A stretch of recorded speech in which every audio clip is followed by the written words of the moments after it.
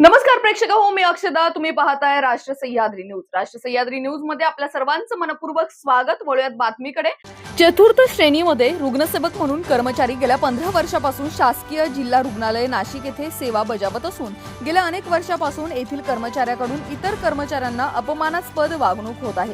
त्या कर्मचाऱ्यांविरोधात तक्रार प्रशासनाकडे केली असून 4 महिने झाले प्रशासनाने यावर काही निर्णय न घेतल्यामुळे अखेर शासकीय जिल्हा रुग्णालयातील महाराष्ट्र राज्य लघु वेतन संघटनेचे कर्मचारी यांनी महिला कर्मचारी श्रीमती उज्ज्वला कराड वर्ग 4 चतुर्थ श्रेणीतील कर्मचाऱ्यांनी तात्काळ बदली करावी, अन्यथा हे उपोषण उग्र स्वरूपाचे करण्यात येईल असे कर्मचाऱ्यांनी म्हटलंय. तरी तुर्तास प्रशासनाने 2 दिवसात चौकशी करून निर्णय घेऊ असे आश्वासन दिलंय. श्रीमती उज्ज्वला कराड यांच्या विरोधात उपोषणाला बसलेला आहे.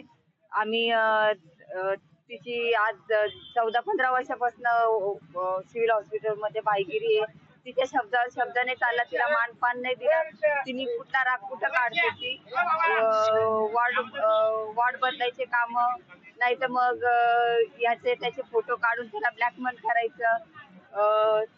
तू असंच केलं पाहिजे, नाही तर तुला अशी इकडे बदली, तुला तिकडे फेकल, मी तिकडे वॉर्ड केलं. आणि बाकीचे मुकद्दम झाले आमचे इथले आणि काही अधिकारी झाले ते तिच्याच इशाऱ्यावर काम करतात.